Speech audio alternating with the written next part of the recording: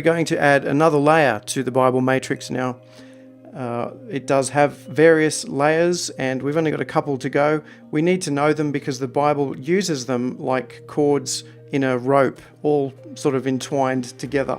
Israel was in slavery in Egypt, and God brought them out under Moses and gave them a festal calendar.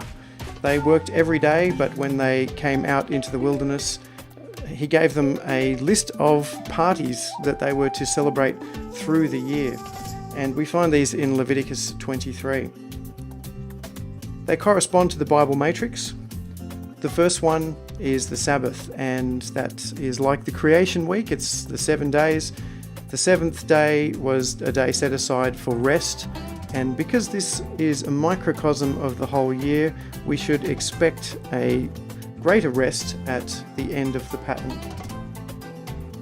Passover was the second one listed in Leviticus 23, and that is about Israel being divided from the rest of the nations. You had to be a Jew to celebrate Passover, and we have blood involved, blood on the door.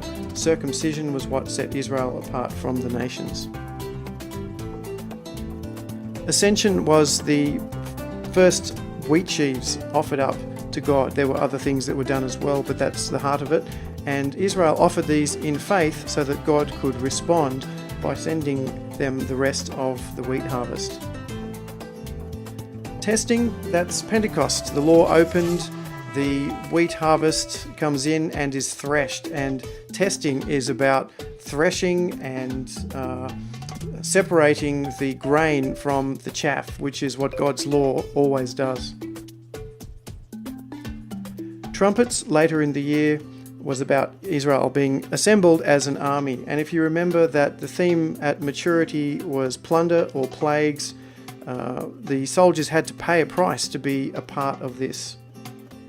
This was 10 days before the Day of Atonement, the Day of Coverings.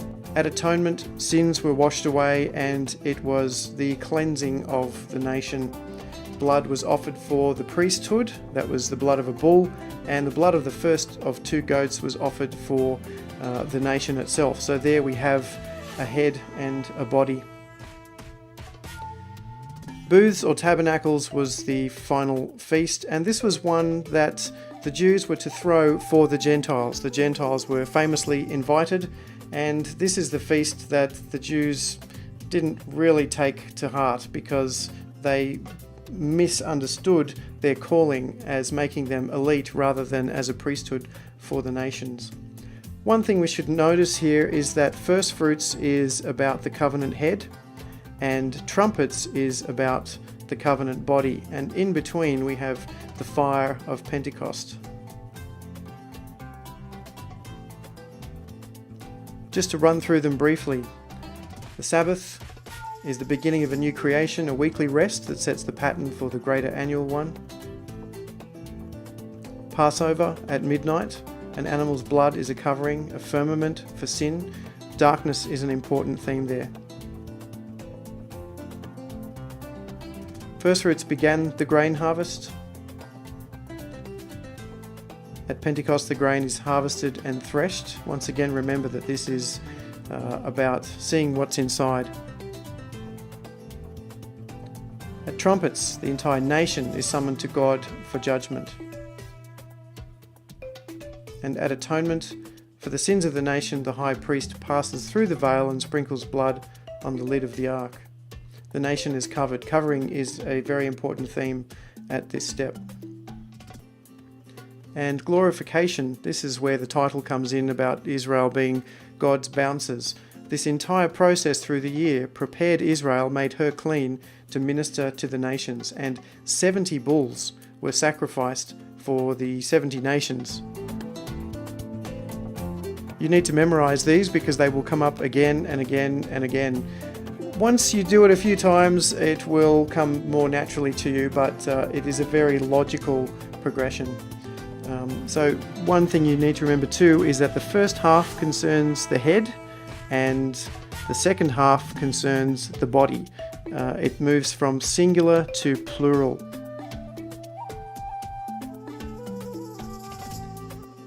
The basic purposes of these feasts are chiastic. We can see God's rest at the beginning, man's rest at the end, sin removed at Passover and atonement, the head brought to God at first fruits, the body brought to God at trumpets, and the fire of the law of the jealous God at the centre at Pentecost. We see the festivals fulfilled in the first century history. Jesus fulfills the law. Jesus dies and is resurrected, and the veil is torn. Jesus ascends and is enthroned at Ascension. At Pentecost, he sends his Spirit.